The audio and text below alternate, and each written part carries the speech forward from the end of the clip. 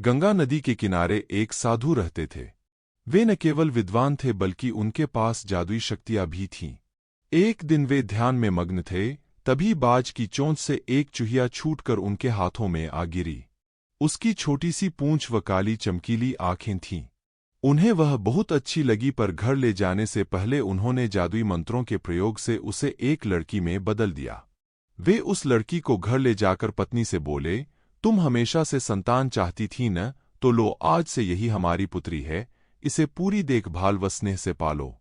साधु की पत्नी भी अपनी पुत्री को देख प्रसन्न हो उठी।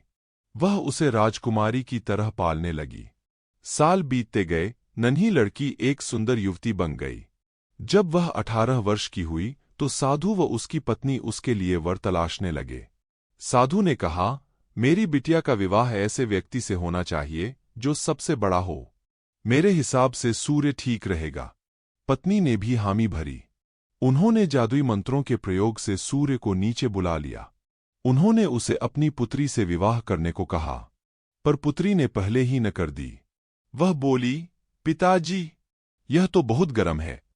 मैं उससे विवाह करूंगी जो इससे भी बेहतर हो। साधु निराश हो गए। उन्होंने सूर्य से कहा कि वे ही कोई वर सुझाए।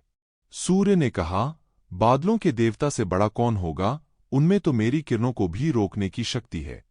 साधु ने बादलों को नीचे बुलाया व अपनी पुत्री से विवाह करने को कहा, पर इस बार फिर पुत्री ने मना कर दिया व बोली, ये तो कितना बदसूरत है, मैं इससे विवाह नहीं कर सकती। साधु ने बादल देवता से कहा कि वही कोई अच्छा वर सुझा दे। वे बोले, पवन देवता ठीक रहेंगे, वे तो मुझे भी अपने फूंक से उड़ा देते हैं। साधु ने पवन देवता को बुलाकर अपनी पुत्री से विवाह करने को कहा। पुत्री ने फिर इनकार कर दिया व बोली, मैं इससे शादी नहीं करूंगी। ये तो कहीं टिकते नहीं, हमेशा यहाँ-वहाँ भागते रहते हैं। साधु ने पवन देव से पूछा, क्या मेरी पुत्री के लिए ऐसा वर हो सकता है जो आपसे भी बेहतर हो? पवन देव ने कहा कि पर्वत देव मजबूत व ऊंचे हैं, वे मेरा भी रास्ता रोक देते हैं। साधु ने पर्वत देवता से कहा कि वह उसकी पुत्री से विवाह कर ले।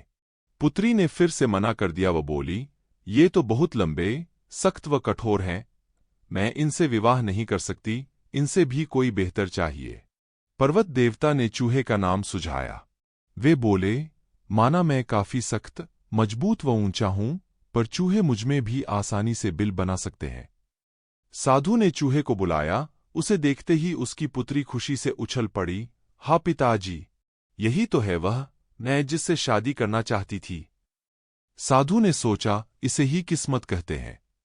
यह एक चूहिया थी और एक चूहे से विवाह करना ही इसके भाग्य में लिखा है।